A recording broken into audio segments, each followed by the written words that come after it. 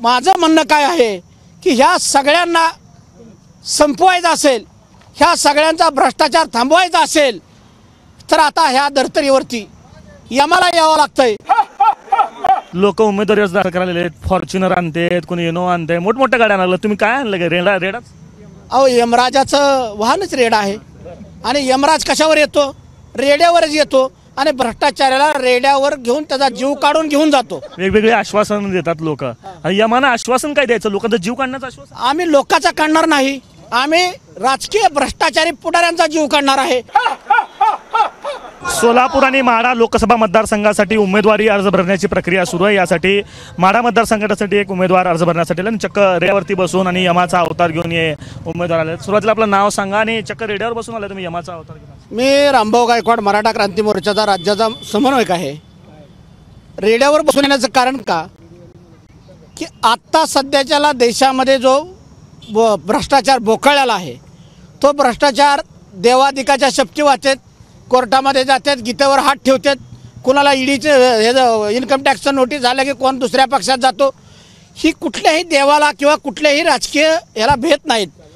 मग माझं म्हणणं काय आहे की ह्या सगळ्यांना संपवायचं असेल, ह्या सगळ्यांचा भ्रष्टाचार थांबवायचा असेल तर आता ह्या धर्तरीवरती यमाला यावं लागतंय। म्हणून यमाच्या गेटमध्ये आम्ही आलो आहे।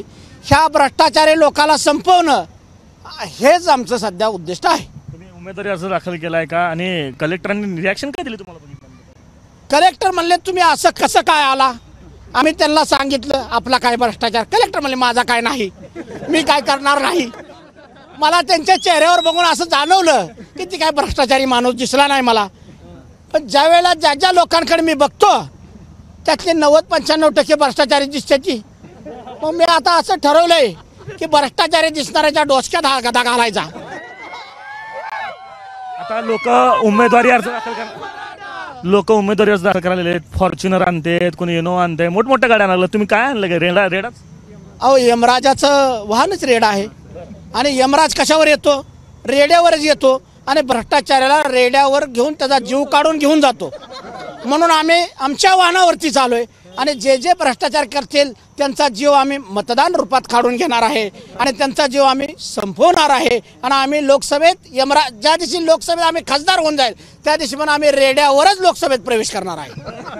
वेगवेगळे आश्वासन देतात लोक, यमानं आश्वासन काय द्यायचं? लोकांचा जीव काढण्याचं आश्वासन? आम्ही लोकांचा काढणार नाही, आम्ही राजकीय भ्रष्टाचारी पुढाऱ्यांचा जीव काढणार आहे। लोकांचं आश्वासन म्हणजे आम्ही आमच्या मराठा आरक्षणासाठी आणि भ्रष्टाचारी लोकांना संपवण्यासाठीच आम्ही इथं आले।